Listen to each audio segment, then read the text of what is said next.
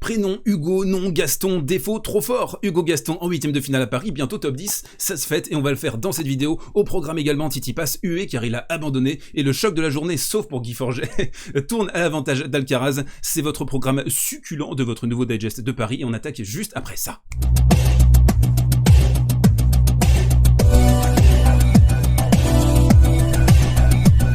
Et on attaque ce côté réseau par... Non, pas du tout, je me suis trompé d'onglet, désolé, par Sacha Osmo et le petit Dramounet avec Tsitsipas et le public parisien qui s'est ému quand le grec a décidé de faire l'impasse sur la fin de son match parce qu'il était blessé au bras. Le truculent Sacha Osmo nous rapporte les propos de Tsitsipas, il fallait que je le fasse, j'essaye d'être prêt pour Turin, le Masters qui commence dans 10 jours désormais, j'ai ressenti de la douleur, je ne veux pas que ça empire, le problème s'est aggravé ces dernières semaines, Stefanos a concédé également que c'est un mal qui était assez récurrent chez lui, ces douleurs au bras, il a également dit, je préfère ne pas partager de détails sur la partie de mon bras qui me fait mal, je préfère rester, garder ça pour moi. En fait, en gros, le secret médical, c'est un argument qui est envoyé là à toutes les sauces, avec Novak Djokovic, avec Daniil aussi, mais un peu sur le ton de la blague, et donc on a cette vidéo aussi qui avait été partagée par Titifam il y a 2 jours, et on voyait déjà à l'entraînement Stefanos qui se faisait manipuler le bras. Alors, certains d'entre vous se posent peut-être la question, est-ce que Tsitsipas ne paierait pas le prix de ces polémiques à Cincinnati contre Zverev avec la pause pipi, Zverev qui avait vraiment insisté là-dessus, et surtout après à l'US Open face à Andy Murray, où carrément le public américain l'avait pris en grippe.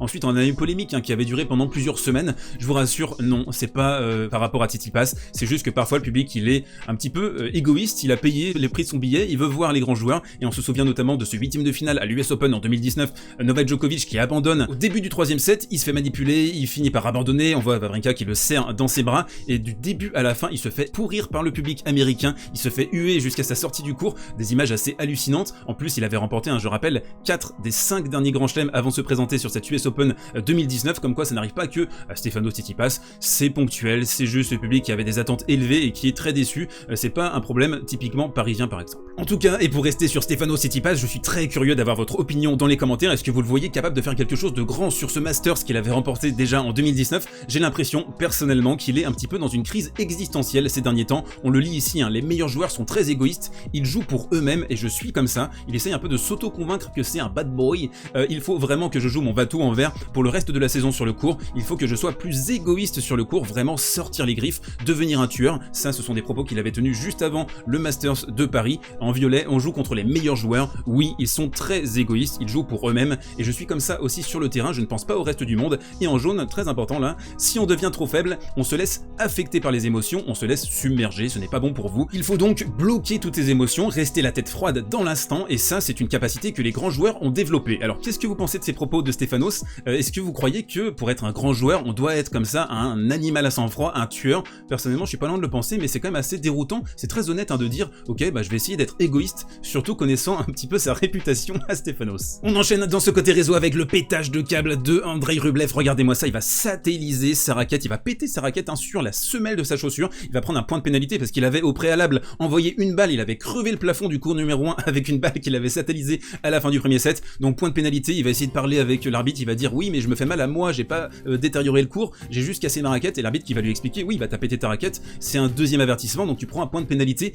Andrei Rublev qui me semble un petit peu au bout du roulax sur cette fin de saison, c'est un joueur qui joue beaucoup, qui enchaîne beaucoup, et d'ailleurs je vous renvoie à ce documentaire assez exceptionnel sur sa personne, ça dure 45 minutes, vous pouvez vous le regarder là ce soir ou demain matin ou quand vous voulez, ça va vous expliquer un petit peu la psyché du joueur russe qui vit, meurt, mange, dort par le tennis, c'est quelque chose qui est essentiel à sa vie, peut-être d'ailleurs un petit peu trop d'ailleurs, je vous laisse juger en tout cas via ce documentaire exceptionnel. Le lien est dans la description et les sous-titres sont en anglais. On reste dans la galaxie des doudingues russes avec Daniil Medvedev, un peu le chef des Russes complètement fou, allié avec donc cette célébration, regardez-moi ces petits bisous vis-à-vis de son clan, vis-à-vis du public également. Il a eu un match assez tourmenté, il menait 5-1, 3 balles de 7 sur le service d'Ivashka dans la première manche, il a dû attendre 7-5 pour remporter ce premier set, et puis la célébration victorieuse, c'était donc ça, les petits bisous, on va la voir avec cette vidéo très sympathique.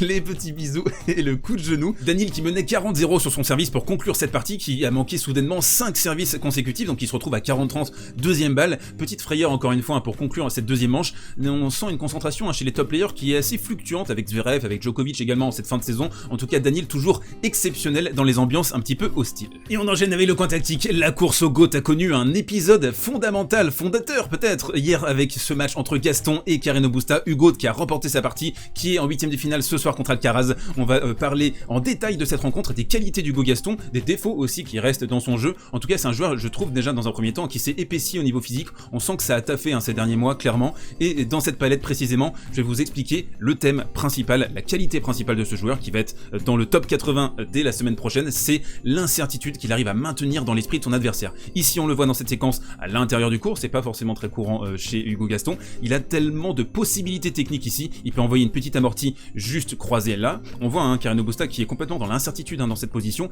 Il peut aller droit devant, une accélération là en 1-2, c'est ce qu'il a fait dans ce point. Il peut aussi envoyer une amortie aussi distillée ici pour forcer une course très longue de la part de Carreno Busta, ou alors carrément un petit chip mi-court pour complètement déstabiliser son adversaire, pour lui parasiter son logiciel. Et je trouve que Hugo Gaston, il y a un truc qui est très différent avec lui par rapport aux autres joueurs, un peu les boom qui sont sur la baseline et qui envoient des missiles type Ruud, type Rublev, qui sont un petit peu, je suis désolé de le dire, le mot est peut-être un peu fort, mais un peu des entre guillemets abrutis tennistiques, c'est-à-dire que en fait ils nous abrutissent plus qu'ils sont abrutis, mais en gros c'est t'es campé sur la ligne et puis t'envoies des brins, il n'y a pas une once de tactique ou de variation. On va le voir aussi avec Sinner dans le match qui arrive. En tout cas, Gaston, c'est ça clairement son atout principal, c'est qu'il est capable de rentrer dans la tête de ses adversaires. Et puis on a aussi des fulgurances, des flèches, et notamment en retour de service. Ça, c'est quelque chose, il est vraiment très fort dans ce secteur. Ici, il va envoyer un missile droit devant, il va mener 15-40 dans un jeu assez pivot au début de la troisième manche. Gaston qui est capable de mettre le couvercle, de gérer le rythme, d'avoir des variations, de jouer lentement, de jouer un peu plus rapidement. Et d'ailleurs, la troisième palette, vous allez voir, c'est carrément symptomatique de tout ça. La troisième palette, je l'ai nommée cuisson à feu doux parce que c'est exactement ce qui s'est passé. Ici, vous le voyez, il est très bas, très campé sur ses appuis. C'est un joueur qui est petit, c'est un joueur qui reste vraiment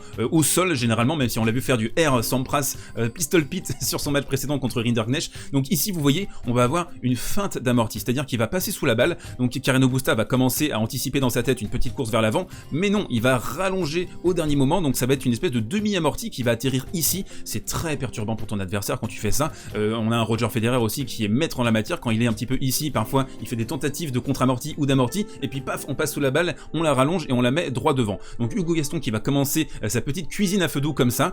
Ensuite on va avoir Carreno Busta qui va renvoyer la balle, et là paf, une amortie droit devant pour conclure le point. Et même si parfois les amorties sont un peu forcées, c'est un peu à l'image aussi de Benoît Paire, elles sont forcées, elles sont hors tempo, le fait de les multiplier, ça en fait, même si le point est perdu, ça agrandit l'incertitude dans l'esprit de ton adversaire. Donc c'est un peu du travail sur le long terme. Un autre point sur lequel je voudrais revenir dans l'évolution d'Hugo Gaston depuis Roland Garros 2020, c'est son extrême compacité physique et à quel point il arrive à défendre très bas. Vous voyez, là c'est vraiment une position symptomatique chez Hugo Gaston, très bas, très compact, capable de faire l'essuie-glace de droite à gauche, notamment sur ce rallye, avec aussi une possibilité de garder la balle bien basse, bien près du câble, donc il profite aussi de sa petite taille. C'est pas exactement le profil, l'archétype qui est en train d'émerger ces dernières années. On est plutôt sur des profils entre 1,88 et 1,98. Hugo Gaston, il est pas dans cette caste-là, donc il doit essayer de composer avec ses éléments naturels. Et le fait qu'Hugo Gaston ait un jeu très différent, je pense que ça pousse une partie du public et des observateurs à avoir vraiment une enflammade totale, parce que on comprend pas exactement ce qu'on est en train de voir. On se dit, s'il est capable de jouer comme ça sur ce match, il est capable de jouer tout le temps comme ça.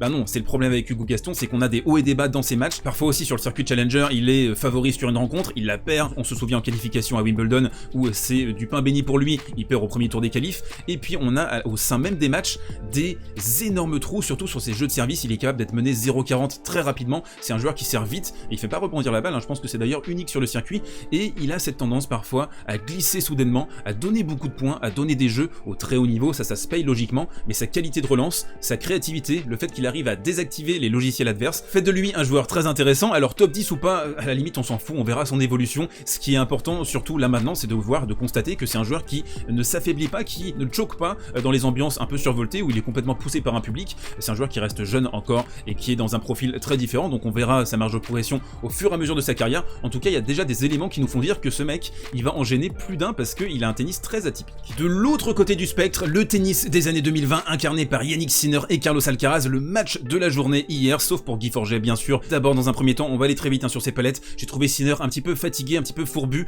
20 coups gagnants, 53 fautes directes au total sur la partie, 34 fautes directes dans la deuxième manche, et surtout, je trouve, il y a encore beaucoup de progrès à faire faire chez ce jeune joueur. On sait qu'il s'est mis vraiment au tennis simplement à partir de ses 13 ans, et là on le voit vraiment, un service kické de la part d'Alcaraz, et là typiquement, la balle est au-dessus de l'épaule, limite au-dessus de la tête, tu dois faire un slice, tu dois passer vraiment la raquette dessous la balle, essayer de l'accompagner, te repositionner et proposer une balle un peu neutre, un peu molle. Non, lui il va vraiment toujours essayer de frapper en fait, c'est boum boum Becker le gars, enfin bref, il n'y a pas vraiment de réflexion, c'est que des brins dans tous les sens, ça ne réfléchit pas trop, et je trouve que c'est encore vraiment clairement la limite, hein, même si son plan A est exceptionnel. L'objectif ça reste quand même bien trop souvent de frapper la balle comme un sourd, mais par contre dans cette rencontre on a quand même vu un Sinner qui a essayé de monter au filet. Je pense que c'est peut-être dû à sa fatigue et il a essayé d'écourter un petit peu les échanges de temps en temps. 24 montées au total, 9 volées victorieuses simplement. Ici on va voir une demi-volée de petit enfant, vraiment mal assurée, mal accompagnée, on sent qu'il est pas du tout à l'aise, hein, dans le secteur du petit jeu. Alcaraz qui sera bien sûr sur la balle, en fait c'est ça aussi, hein, tu arrives sur le tennis à 13 ans, même s'il avait déjà joué avant bien sûr, c'était un champion de ski quand il était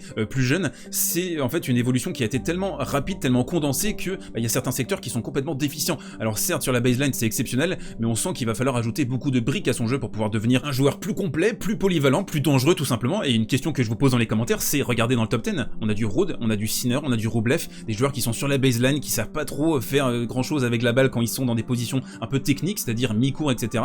Ça montre aussi que l'évolution du tennis, l'évolution de ce sport, elle s'est vachement mise sur la baseline. Est-ce qu'on serait pas sur un syndrome WTA dans les années 2000 avec tous ces joueuses russes qui envoyaient des brins se camper sur la baseline? Je trouve que ça manque quand même de technicité, ça manque d'inventivité, ça manque de QI tennis sur cette nouvelle génération quand même. Et on termine ce digest comme toujours par la reco du jour. 2 matchs à vous conseiller aujourd'hui. D'abord le Dimitrov-Zverev. Je sens une petite dingue éventuellement sur ce match. Dimitrov qui est en belle forme, Zverev on l'a vu qui s'est fait manipuler sur sa rencontre hier. Et puis évidemment le match, le highlight, le match pour la nouvelle génération entre Hugo Gaston et Carlos Alcaraz. On va suivre ça avec le popcorn bien sûr. On se retrouve demain pour un nouveau digest et d'ici là portez-vous bien, prenez soin de vous et mangez du ping.